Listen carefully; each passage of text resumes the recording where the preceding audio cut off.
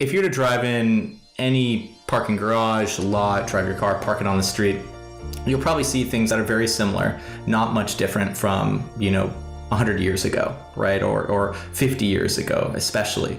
And so what we do is we take what's there, we augment and overlay our systems with cameras. And those cameras, we actually teach and train with artificial intelligence. So that way they can actually put 2 to 3 million pixels around every car that's driving in and out, while blurring and creating encryption so that way data privacy on every human is protected, but the car is completely recognized. Parking, who cares, right? The best part is typically when it's over. We've all been there driving around circles looking for a spot. It's not fun. The parking industry is ripe for innovation to make the parking process better and to reduce traffic congestion. Gianni Strul Maxemin, the founder and CEO of Pied Parker, explains how his company is striving to disrupt the parking industry and create better outcomes for individuals, parking management companies, and cities. Enjoy this episode. IT Visionaries is brought to you by Salesforce Platform. If you love the thought leadership on this podcast, Salesforce has even more meaty IT thoughts to chew on. Take your company to the next level with in-depth research and trends right at your inbox. Subscribe to a newsletter tailored to your role at salesforce.com/newsletter. Welcome everyone to another episode of IT Visionaries. And today we have a special guest. He is the founder and CEO of a company called Pied Parker. That is Parker, like park your car, not Pied Piper, which some of us might know and love. It is Pied Parker. Gianni Maxemin, welcome to the show. Thank you so much, Albert. It's a pleasure to be here. All right, Gianni, we asked this of all of our guests, so you'll be treated the same, which is, please tell us, what is Pied Parker and what does it do? Oh my God. Trying to keep it not to an elevator pitch, but Pied Parker is an award-winning contactless property and parking technology that was created to actually help match those for people that are trying to create the data support lines of vehicles to the property owners. So that way, both will have a tandem of a great partnership in between. So explain to me, like, I'm actually using it, because this is where we want to make sure we're fully aware. You mentioned before this, like, so I'm talking about my vehicle and myself. Give me a use case and explain, where does Pied Parker play in the problem set? Oh, totally. So if you're to drive in any parking garage, lot, drive your car, park it on the street, you'll probably see things that are very similar, not much different from, 100 years ago, right? Or 50 years ago, especially. And so what we do is we take what's there, we augment and overlay our systems with cameras. And those cameras, we actually teach and train with artificial intelligence. So that way they can actually put 2 to 3 million pixels around every car that's driving in and out, while blurring and creating encryption so that way data privacy on every human is protected, but the car is completely recognized. So when it's going inside a facility, when it's going on the side of the road, the beauty of it all is that every property owner will be able to know and be able to audit, whereas they couldn't before. They'd get a carousel ticket, right? They print it out, where the tickets that you grab, you put it in. They put it in a warehouse in a shoebox for 7 years, close to the outskirts of the city, because they get audited every 2 years. Wait, that's actually how it's done? Oh, yes. Okay. In fact, it goes a little bit differently, but to not go past some of the minutia for it, because it changes from, the smarter tech adopters for parking operators, managers, and large commercial holders to try to use camera tech. And a lot of that camera technology that's in the world actually misses a lot of data. But whereas if you were using your Facebook and it went down 10% of the time, or if you're using your, Telegram or SMS and every 10th message just fails, that's kind of what parking technology systems are getting used to. So we came in and said, let's kind of clear the slate. We're just going to have the uptime of 99.97%. Let's start there. And our CTO has a couple unicorn exits of 2 multi-billion-dollar exits here in Silicon Valley, originally from Canada, but he kind of came in with the notion of, he and I were both in the telecom field, working in from M&A down to different types of VC work, to then starting our own startups and getting exits and making sure that every single one of those were built with quality. And so we came together and said, let's go ahead and do this here. And so Pied Parker basically creates camera systems, creates data that can be used from any single owner of a city. The people are protected from their data. They don't have to worry about their rights getting tracked down to their home. Everything is there to support it. So the car is moving around these smart cities like a credit card. So that way they can be charged with this low socioeconomic status of a household of like $1 to park somewhere that others are paying $5. And those that are from a more wealthier household can pay what would be considered like $4 out of $5. But all of them would play into loyalty programs, stimulate local economies. And the most important part is we can then stitch it together and repurpose what GIS data picks up, such as the Google Maps or the Apple Maps, and redistribute where people should be going in cities, instead of creating these kind of horror stories you see where people park in just these central zones and say, I wonder why the traffic's bad. So this is a much more altruistic or, bigger goal, I guess, bigger mission than just making it easy for parking facility managers. I like how you were framing that up, because what we know today is what we know, right? And then that's where I think having conversations like this is so important, is to kind of understand a little bit about, well, what do you see? Because what I know and what you see, obviously they don't line up, because all I know is what I know, right? And so when I think to myself of whenever I go visit super busy cities, I think largely most of us have parked somewhere. If we've ever been to an airport, you parked somewhere. What do we know? It's a ticket system, or it's like an on your honor system where there's like this magic box where I get to put stuff. We still have those. Like I tell you right now in Charlotte, a parking lot I just recently went to, it had a digital lot. I could pay via app, or I could just stuff cash into the shoe. And I'm serious. And I looked at the shoe and I saw there was money in my slot. So I'm not going to lie, I just kind of let it be there because they clearly hadn't cleaned it out. They wouldn't know that that wasn't mine. But the point is that's what we know today. And it's not really clear how to use, that's where I want you to help bridge our audience. Like, how do we get from that to what you're talking about, which is a smarter city that's more efficient, that's better for us through this technology? Because this is what's fascinating is, I want to understand what you see. Yeah. No, I've gone through exercises where you kind of see cities, and, the interesting aspect of it all is everything's there. Everything's placed from A-list city to B-list city, right? From major metro populations with high densities, with large skyscrapers.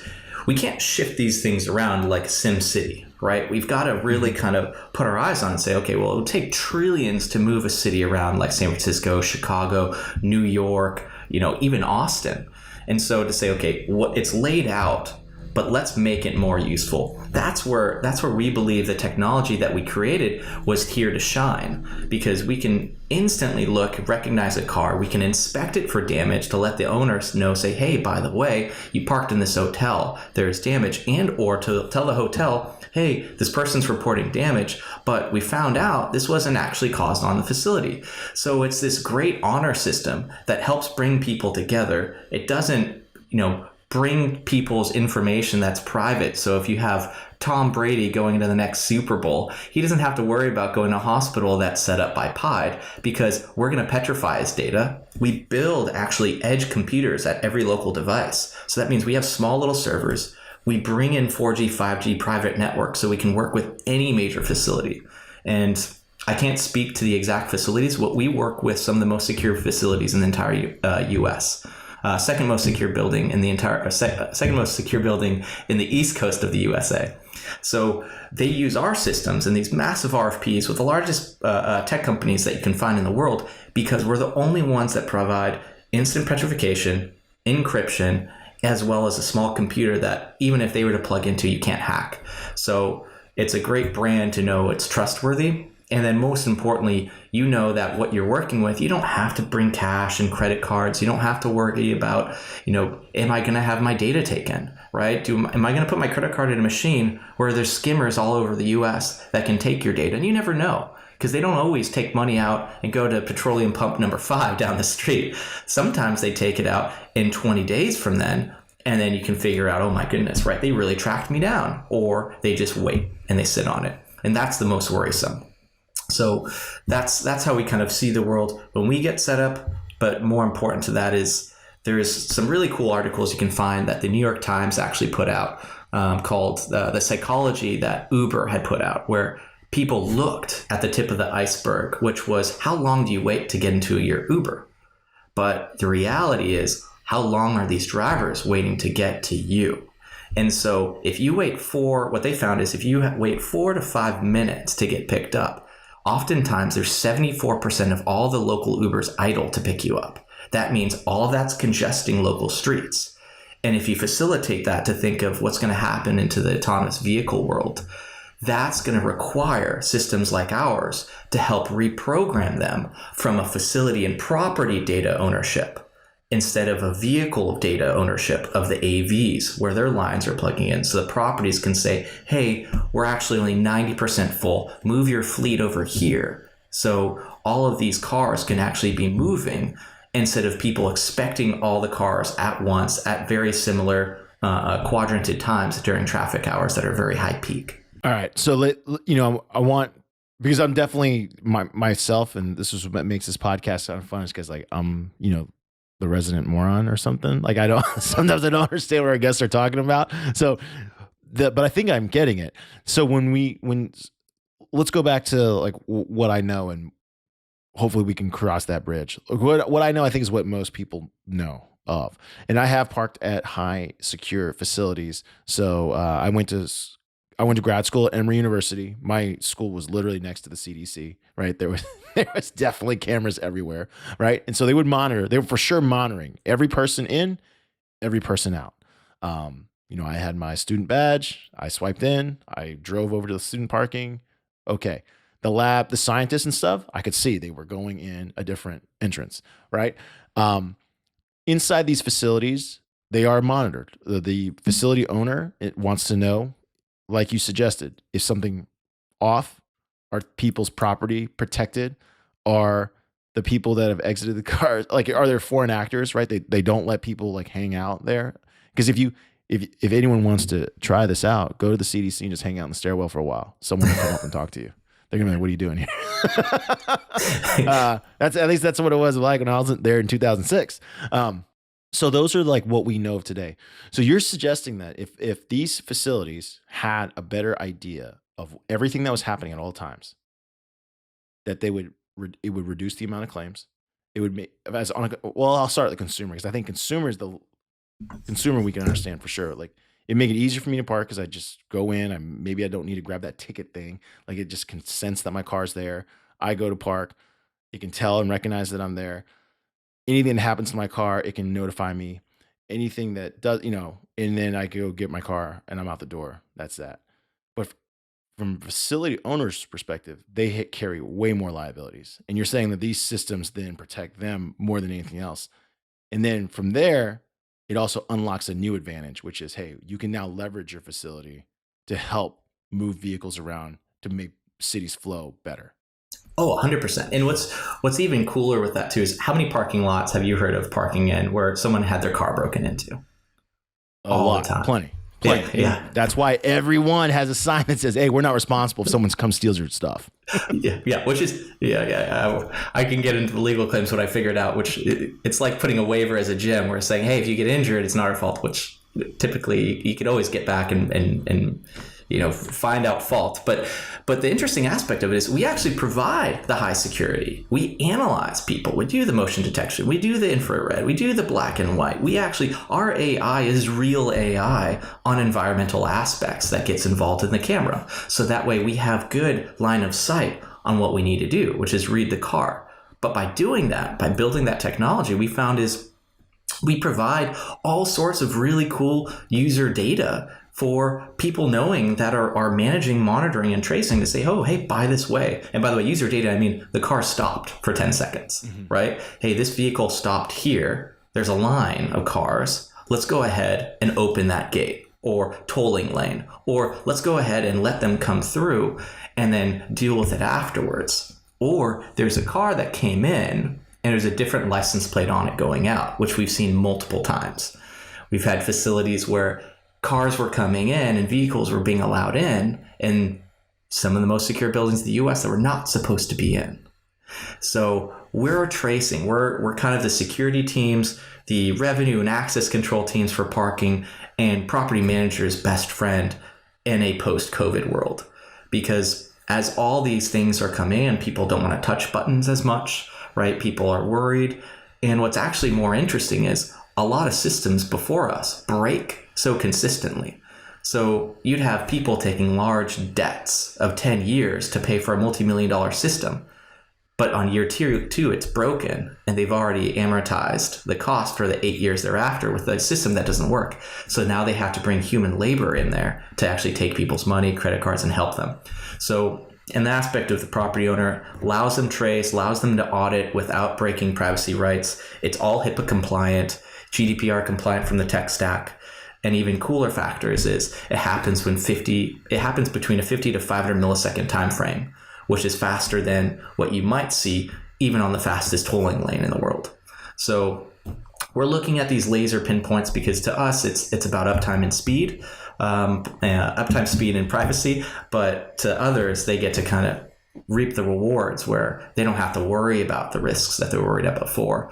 And then we actually train and have big stacks of teams that are behind the scenes kind of moving and pulling the levers, so to speak, on retraining new tools, as every single property might be different or the logic's different. Like there might be organ donors for some of our hospitals that are online that need to have faster access, and they need to have special tools to get into the right route, because there's sometimes so one of our clients is the second most used hospital according to the CDC during COVID. And during COVID parameters, you couldn't use cash or credit machines. So they needed to get by with something else. So it's really cool. We can see it get repurposed. But the biggest aspect of it is it's kind of changing the formats of the last mile mobility, which causes close to 33% of all traffic that's there. So if you can take a third of that out, you impact the environment massively. You save our time, right? 1% of our time in the US is wasted because of parking traffic. So if you can think of us wanting to gain that year of our life, or, some people living a little harder, that half of a year of our life, it's super, super important. How did you, I guess, come up with the idea to solve this problem in this manner? Because, if I think of like Google Maps data, I know routes, right? Or routes and congestion of routes.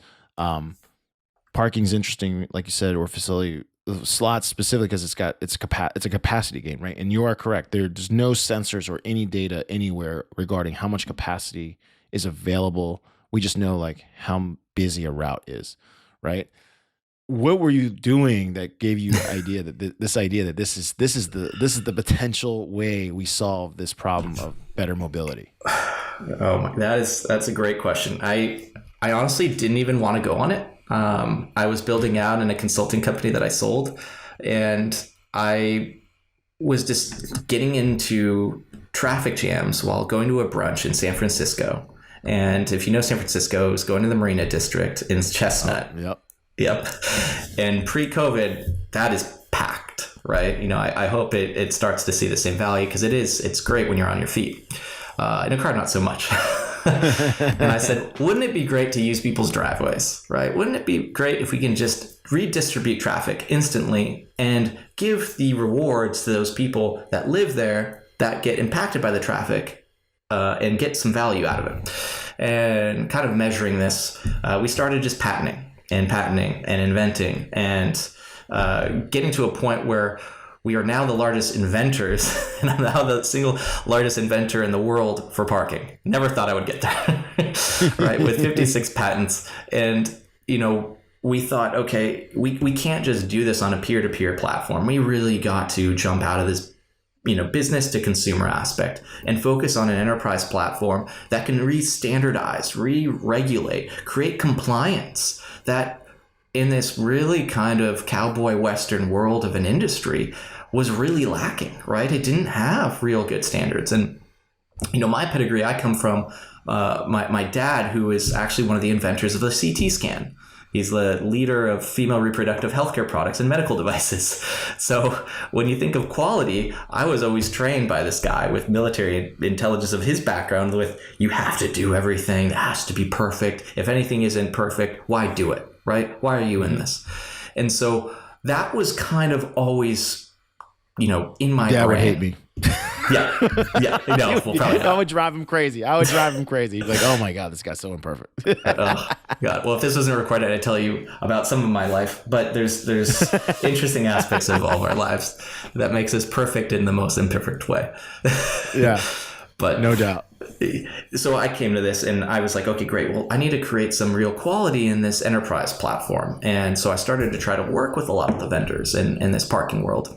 And a lot of them were very much like bullies to me when I was coming to them with some of the best engineers that you can imagine in this space. And I was like, look, we will create free product for you. Free. Just let us into your system. We'll sign whatever NDA, but we just want to not have to pay these software fees. And they were trying to charge us $40,000, $50,000 like for 6 months out of the year and another amount. And we'd have to work with 8 of them. So by the time I'd put my own money in and raise money, I'd have to go through all that investment just to try and experiment. So I said, well... And this is just to access the parking data, as in like how full was a lot? This is just to plug in. It wasn't even getting into their data. So that way we could access their tools. And it didn't make sense. And that was just that mindset, right? And so... we came to the mindset of we're going to go ahead and do it ourselves. We're going to create web relays and bypass switches to then plug into anything, no matter what they say. And that's what really changed the game.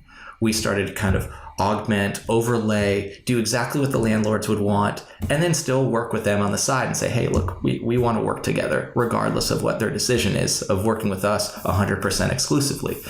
And that started to create this really decentralized platform of what we're trying to do here, which is get our edge computers. We can save, encrypt, and petrify before it goes to our cloud. So that way no one can hack, or at least it's going to be very, very difficult. And we can provide the safeguard and then plug into everyone for free APIs. That's been the mission code of the company. So that way we can still regulate, but allow people to really evolve, create some evolutions in the space, and create innovations that will change it, right? With the new Web3 blockchain world, we've got factors of our teams that are creating these kind of stitching points of protocols and exchanges, because we know there's going to be differences of what's going to happen in the merchant processing world. We know it's going to be different factors of the regulators for the cities to get involved. The cities in every city are paying $250,000 up to $1 million to have one consultant group to come in and tell them what they should be doing for their parking data every year. And to think about that in all these cities across the US, but they could just be plugging into data that feeds them. So the parking data might be cheaper, but both groups are satisfied because it's less time to produce this survey. And then more important to that is it creates this kind of new unique accountability where the cities can use their data and say, great, we're going to give freer licenses of businesses in these locations because we really need to move traffic there in this high grossing population with increased vehicle usage per person. I got a chance to host another logistics podcast a while ago. That was one of ours. And one of the customers, they talked about how like it was very difficult. This happened to be motion cameras and mobile camera technology that was going to be mounted to trucks, right? And they said like for a while, people like, it sounds nice, man. It sounds nice, but I don't know how it's going to work for me. Like, why do I need this? I don't know if I need this because what you're saying is true. It's a hardware component. I think we read some of your articles in the past. The reality is parking or building a parking lot, it's one of the cheaper things you can build that generates cash flow like consistently. Like it's pretty much if you've got a good area, you're going to consistently have cash flow. So you could see how the businesses are resistant to new technology. And the trucking industry in this case was really resistant to the technology as well because they operate on low margins, high risk. But once they saw the use case of how it can exonerate you in an accident, now their world's changed. Now they're like, okay, a truck accident costs whatever it costs. It's a massive number. And if we can exonerate ourselves by proving that this person was driving erratically, that's a huge win. So it's well worth putting this technology in my vehicle because this alone protects me. And so it started tipping. They widely adopted this. How about for yourself? Do you have any use cases or stories where it's like, hey, my world looked like this. I'm a parking lot facilities manager. I'm an operator. I don't have your technology. I implement your technology And now things are changing. You kind of mentioned the hospital a moment ago. It was really cool getting organs. I mean, it's not something we think is really morbid, but it's true. Like if you have an organ that's ready to be put in somebody, like, yeah, getting it there as fast as possible is required. I used to think that it was always done via helicopter. So I didn't even realize that people would drive the organs to the next hospital. But I would love to hear use cases like that, because that really cements it for people. Like, oh man, this would help everybody. Oh yeah, definitely. I would say probably happens in helicopter more often than not. But yeah, getting the aspects of getting that right doctor through, right? The doctor's not helicoptering in. Sometimes they'll get specialty doctors that have to drive in. And then more to that, it's kind of this interesting use case where we were noticing when we would put our systems on. For instance, there's one of the major airports. I can't say their name in the U.S. They, probably a top 10, maybe top 15 in the USA, but not even a top one considered in the world. But they make about $100 million a year in gross profit through parking, more than their airlines. And they're an international airport. And they were getting used to... Oh, that's a number. That's a number. Yeah. But what's interesting about that factor is they were getting used to losing revenue. And it was just a common case, like that one example I was saying, imagine using your SMS and, 1 in every 10 messages just doesn't go through, right? Mm-hmm. Imagine that world you live in and miscommunication and what could actually bog down. But like they were getting used to that and were having to stitch and pay for more money for that. Well, there's also the use case of people will have to pay a lot to maintain it. And these technicians and hardware providers that are supposed to be there to maintain these systems are actually not that easy to come by, especially during peak season when things are going down from some of the old traditional providers and having to be maintained like an old arcade game. And so we come in, we say, well, you don't have to pay for that anymore, right? We'll do the stitchings to make sure these gates open if you want them, no gates needed if you don't want them. But one real use case is they're saving close to about $335,000 per one garage just to not deal with their maintenance. I mean, a little bit past a year, so 12 to 18 months. But when the setup is less than 40 grand, right? And we can sometimes pay for it all for clients depending on their use case, it becomes this like no-brainer to build it in and to actually take over. So they don't have to worry about all this bleed out there. They can worry about security for people in their cars, no more burglaries. They have their systems where we'll set up cameras in areas where it doesn't just monitor entries and exits of cars. It also monitors the inlets where a human can come in to try to steal someone's car or worse. And so it has become a big use case for us and where we've been expanding with our clientele, but even more so overseas. So working with larger hotels, right, being able to expand in areas where we can now provide this for major event centers. So they were dealing with issues where they'd have to pay a lot, but they'd also have to pay for the police, the fire department to be there on staff, massive staff to be there, to get people to pay with cash and credit, to know where they're going. The whole system is meant to kind of instruct those, get into the right pockets, and then have everything kind of work with like a very ease and seamless functionality. One of the things that you said earlier that I'm puzzled by, but I'd love for you to explain a little more, is like the need to have the compute on the edge. Or you guys bring your own. Why is that? Yeah. So what we found is a lot of times when people build computer vision is they have burnout, and cameras aren't meant to deal with the high load that can otherwise process when you need to put things into them. And, when we deal with high heat, so we deal with LA or we deal with, things in other places around the world, like in Dubai, when it's 122 degrees Fahrenheit, it's a lot to have as a baseline for a heat and then go up from there. Not a lot of cameras will stay on. And so what we found is we bring our proprietary edge systems so that way we can actually compute and say, okay, one of them will be able to run things on a stream, images, right? It's able to do almost everything that we want. And then once we've trained it there, it knows what to put in through the cloud and what to put into the cloud, but cold store. So we don't put the high cost on our clients, but rather we're just super smart in how we're doing our databases. So instead of clients paying tens of thousands of dollars a month for the storages, we can take on the cost because it costs less than $100. And that's not something that was built before, but that's something we've learned. Our AI learns on how it adopts and trains in memory, as well as it's also important because for HIPAA compliance and to work in these high securities, there's reasons why they have these large server farms there. It's because they can't let anyone have access to it, and vice versa. We can't let anyone have never access. knew that.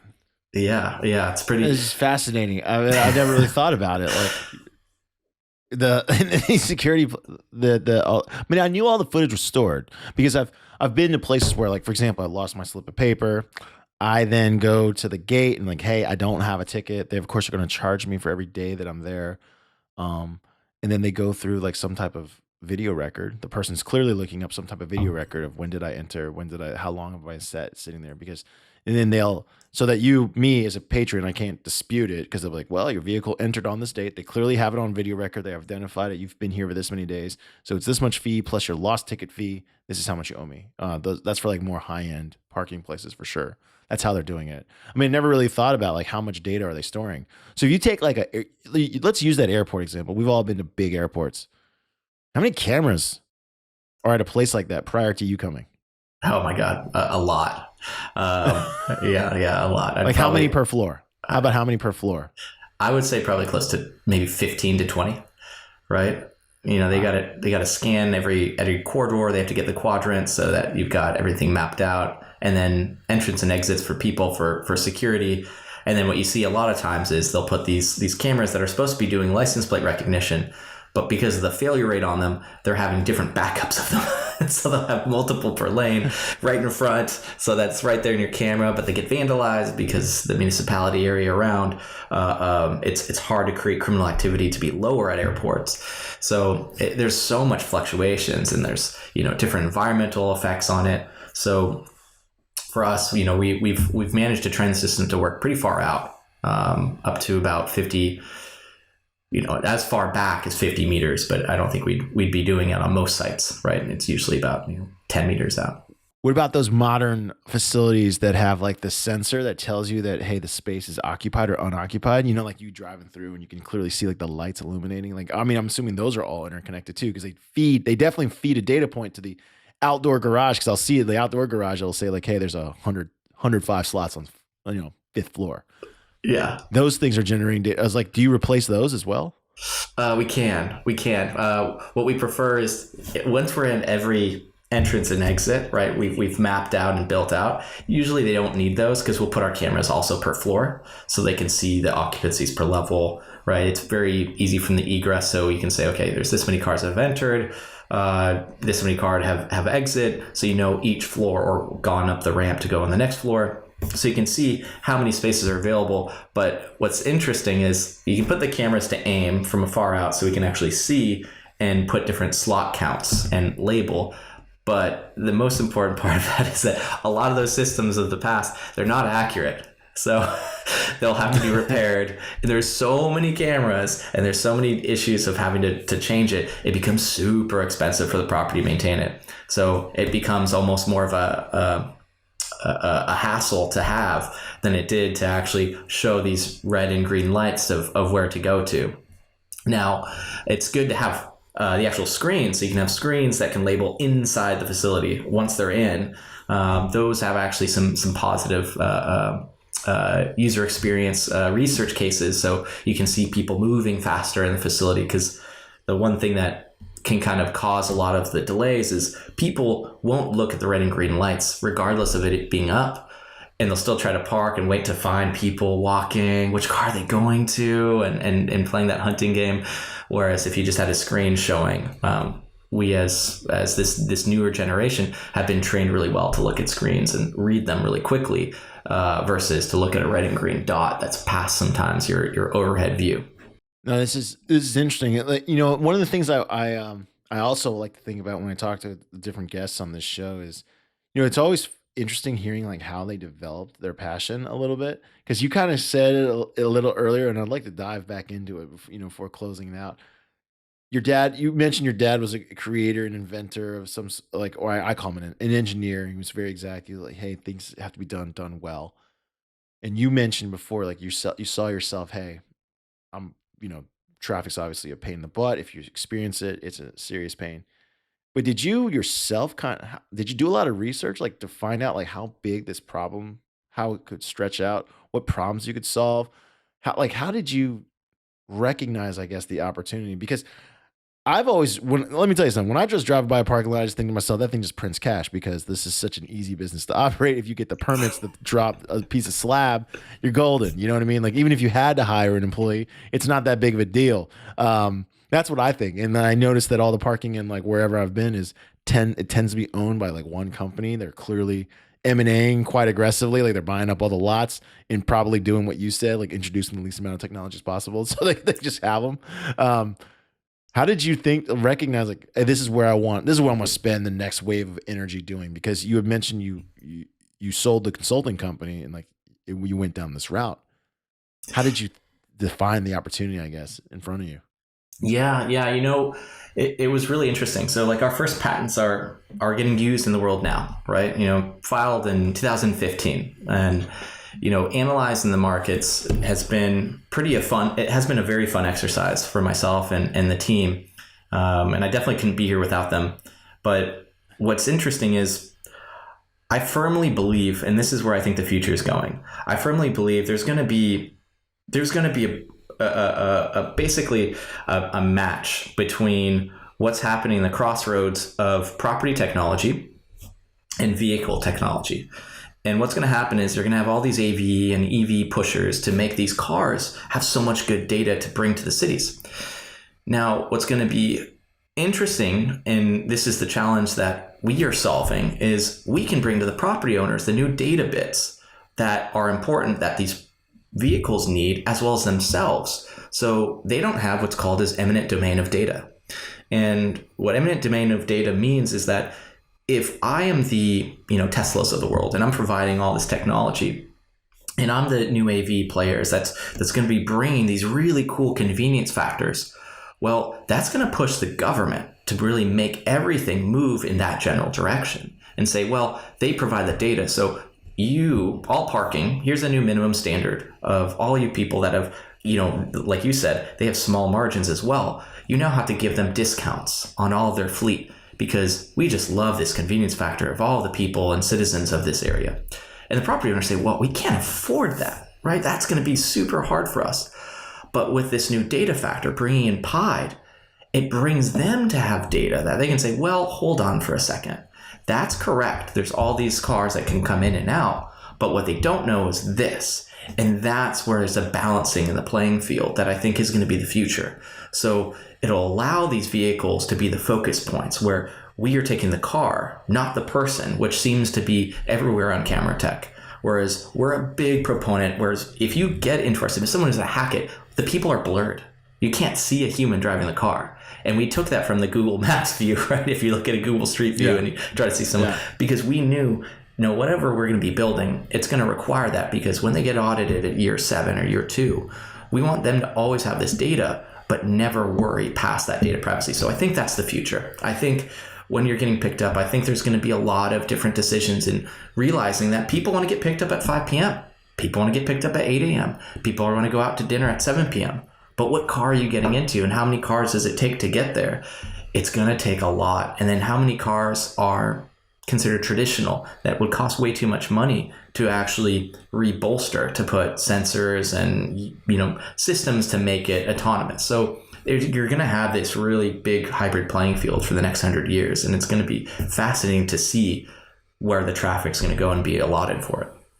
Yeah, the way you describe it there, I can definitely see the problem.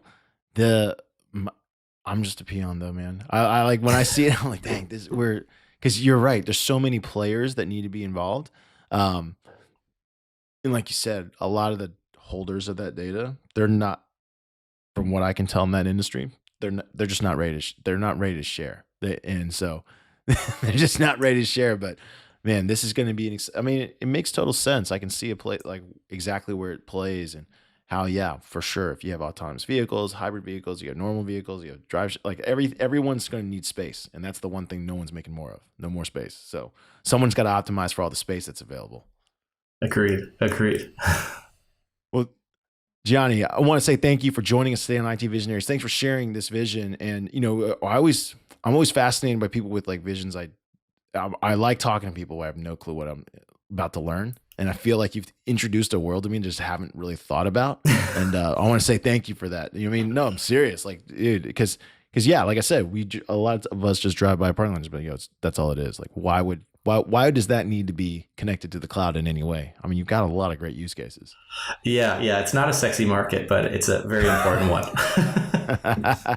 Well, before you go, it is time for the lightning round. The lightning round is brought to us by Salesforce Platform, the #1 cloud platform for digital transformation of every experience.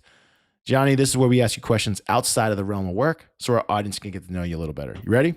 Right. So you've built a couple companies. Are you a builder outside of work? Like, do you like making things, whether it's physical or digital? I love to tinker. Yeah, I love to tinker. I was doing robotics in high school. I was loving to make any aspect of like design. So I have sketchbooks of where I think things will be.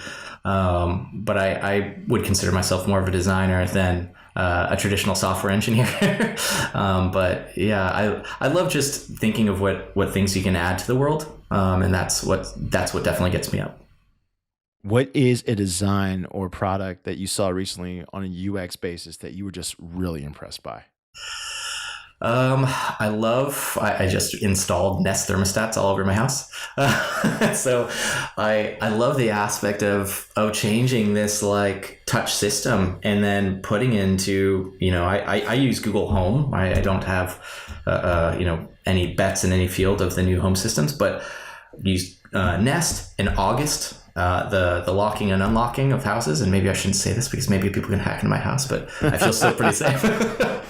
But it's just so easy. I could be in Dubai, I could be in Dominican Republic, it could be Europe and the East Coast, and I can unlock my door, let the cleaners in, or unlock my door, let a friend in, right? I had friends that were coming in and staying from LA that were like, hey, I've got myself and my 2 sons, and Dave will probably listen to this. So Dave Kim, if you hear this is for you. And I let them stay in my house, and I could just literally unlock the door when they got to the front. And it was just a red circle, tap it, it turns green. I know it's open. They say thank you, and it plugs into my security system, how I set it up. And I set a Pied on my driveway for Pied Parker. But like, we didn't have this before. You go back 5 years ago, no way. None of this was there to build in. Now we have these, friendly, safe bridges with routers and technology in your home. So for me, I geeked out on that. I loved it. So it sounds like you're a big gizmo guy. What is, besides the thermostat and the lock, what are some gizmos or things that you've experienced recently where you would just recommend? You're like, hey man, you should check this out. Just got a Z4. So those that like roadsters, the car. It was the first of the Bluetooth connectivity CarPlay systems that worked. And as I was driving, it was bright sunlight going down the highway. I could actually see the HUD display pop up like a Jarvis system for Iron Man. And it just told me where to go, the speed, what was coming up in the road, the song that was coming on, and it would fade out. And I was like, that is so cool. That is exactly what we've always needed, because all the rules that we have for tomorrow had been around, okay, as long as it's hand-free, you can look down at your feet while driving, because guess what? You're still on your steering wheel. What this is saying, okay, hands on the steering wheel, eyes up here. Of course it's going to be minimal traffic because you don't have to look at your phone to fumble. So thought that was cool. There you go, man. So you're a car guy. Yeah. I'd show some of the stuff from Concord Elegance. Yeah, I see the picture right behind you. Yeah. There's some good Grand Prix photos around here. I actually have some Iron Man stuff, but yeah. Well, Gianni, I want to say thank you for joining us today on IT Visionaries. Thanks for sharing what you guys do at Pied Parker. And also, thanks for giving a little insight into like your vision. It's always, like I said, it's always great hearing people solving problems that just, I have no idea what they're doing, because it makes me hopeful. It always makes, and I think it makes our audience hopeful. It's like, hey man, people are tackling huge problems. It might seem like a small thing, a small solution today, but it's a huge problem. And in order to get there, we need people like you trying to get there. You know what I mean? Like that's why I'm not rich, man. I can't think of anything. That's not true. This getting the word out is as important as building. Thanks for joining us today on IT Visionaries. Great. Thank you, Albert. It's an honor.